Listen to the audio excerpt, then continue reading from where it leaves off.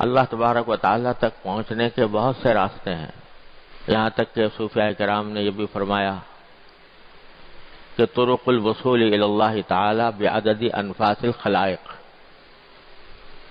اللہ تعالیٰ تک پہنچنے کے اتنے راستے ہیں جتنے انسان مخلوقات جتنی سانس لیتی ہے، ان سانسوں کی تعداد جتنی ہے اتنی ہی اللہ تعالیٰ تک پہنچنے کے راستوں کی تعداد ہے۔ کیا مطلب ہے اس کا وہ اس وقت موضوع نہیں ہے، لیکن بہرحال اللہ تعالیٰ تک پہنچنے کے راستے مختلف ہیں۔ اور آپ نے سنا ہوگا کہ صوفیاء کرام کے ہاں جب کوئی شخص اللہ تبارک و تعالیٰ تک پہنچنے کے لیے اپنی اصلاح کے لیے جاتا تھا تو لمبی لمبی ریاضتیں مجاہدے کرائے جاتے تھے، بڑے لمبے لمبے مجاہدے کرائے جاتے تھے، بڑے واقعات اس کے مشہور ہیں۔ لیکن ہمارے حضرات بزرگوں نے یہ فرمایا، خاص طور سے حضرت گنگوہی رحمۃ اللہ علیہ، حضرت مولانا قطب الارشاد حضرت مولانا گنگوہی رحمۃ اللہ علیہ نے فرمایا کہ سارے راستوں سے سب سے زیادہ آسان بھی اور مفید بھی اور اجمل بھی اور اکمل بھی راستہ ہے اتباع سنت۔ رسول کریم سرورت عالم صلی اللہ علیہ وسلم کی سنت کی اتباع اپنے زندگی کے ہر شعبے میں، صبح سے لے کر شام تک کی جو زندگی ہے اس میں ہر ایک شعبے میں نبی کریم سرورت عالم صلی اللہ علیہ وسلم کی اتباع یہ ایسا طریقہ ہے جو آسان بھی ہے اور سب سے زیادہ مفید بھی ہے۔ اور میں نے اپنے والد ماجد قدس اللہ تعالیٰ سرہ سے سنا، اور انہوں نے بھی اپنے کسی بزرگ کے حوالے سے بیان فرمایا کہ اس طریقے میں فائدہ یہ ہے کہ جب اس طریقے پر بندہ چلتا ہے تو اللہ تبارک و تعالیٰ خود کھینچ لیتے ہیں اس کو، اس میں جذب کی صلاحیت ہے۔ ایک ہوتا ہے سلوک اور ایک ہوتا ہے جذب۔ سلوک یہ ہے کہ آدمی چلتا جائے چلتا جائے چلتا جائے منزل کی طرف راستہ قطع کرتا جائے۔ ایک یہ ہے کہ جس منزل کی طرف جا رہا ہے اللہ تبارک و تعالیٰ کے پاس پہنچنا چاہتا ہے تو وہاں سے اس کو خود کھینچ لیا جائے۔ اللہ یجتبی الیہ من یشاء، اللہ تبارک و تعالیٰ اپنی طرف کھینچ لیتے ہیں۔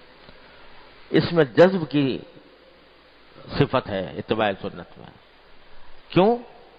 اس لیے کہ حضور نبی کریم سرورت عالم صلی اللہ علیہ وسلم اللہ تبارک و تعالیٰ کے محبوب ہیں،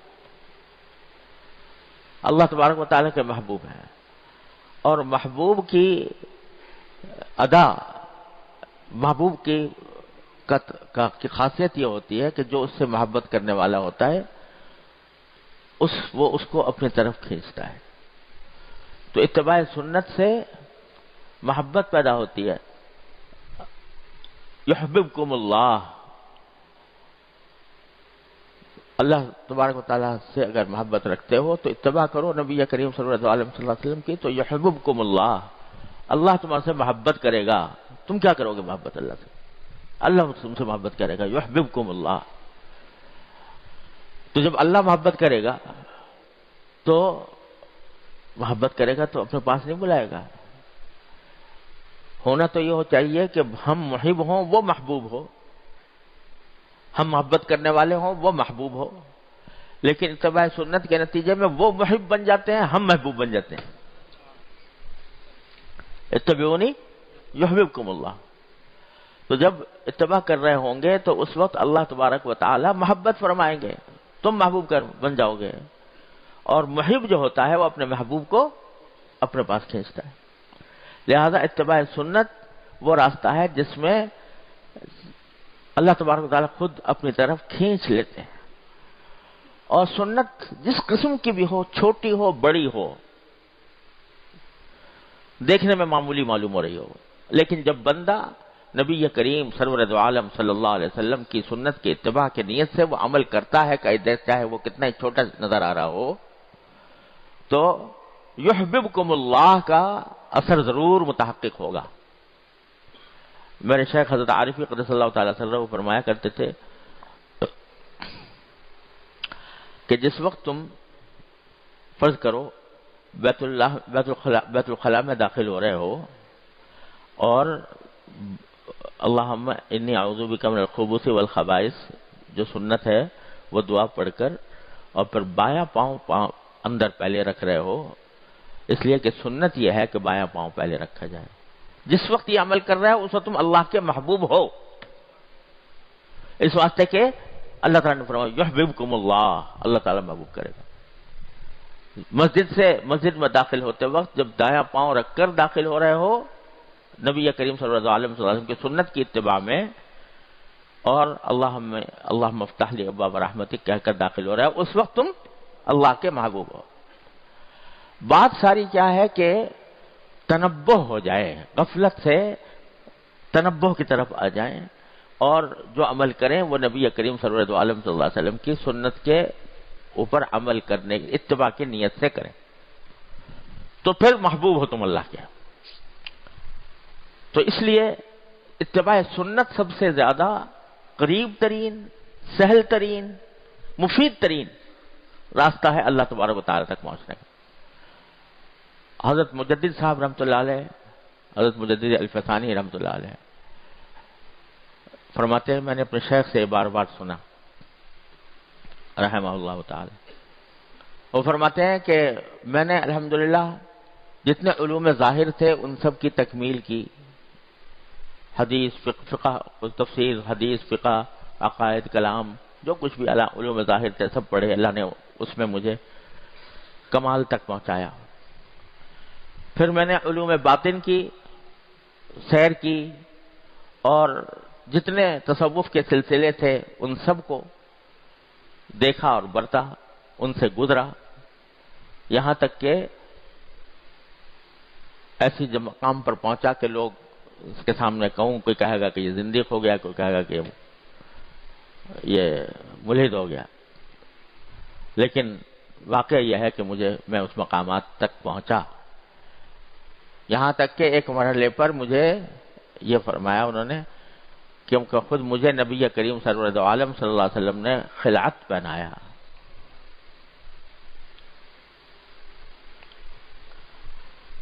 اللہ عالم کس طرح پہنایا ہم کیا سمجھ سکتے ہیں، کیا جان سکتے ہیں. یہ سارے مقامات اور سارے مقامات کی سیر کرنے کے بعد، سب کچھ دیکھنے کے بعد، سب کا تجربہ کرنے کے بعد میں ایک دعا کرتا ہوں، اس دعا پر جو آمین کہے گا انشاءاللہ اس کی بھی مغفرت ہو جائے گی. وہ دعا یہ کرتا ہوں کہ یا اللہ مجھے اتباع سنت کی زندگی عطا فرما، آمین. یا اللہ مجھے اتباع سنت ہی پر زندہ رکھ، آمین. اے اللہ مجھے اتباع سنت ہی پر مجھے موت عطا فرما، آمین. تو سب سے قریب ترین راستہ اتباع سنت کا ہے. تو نبی حضرت عارفی قدس اللہ تعالیٰ سے روح جن کی یہ کتاب ہے، وہ ہم سے فرمایا کرتے تھے کہ بھائی میں نے یہ اس لیے لکھی ہے کتاب کہ اس کو پڑھو، یہ ایک ڈائری ہے کہ جس کے ذریعے یہ دیکھو کہ اس میں کیا لکھا ہے، کیا طریقہ رسول کریم صلی اللہ علیہ وسلم کا بیان ہوا ہے، اور پھر اپنا جائزہ لیتے رہو میں کیسا کر رہا ہوں. جہاں فرق معلوم ہو تو اس نیت سے کہ میں نبی کریم صلی اللہ علیہ وسلم کی سنت کی اتباع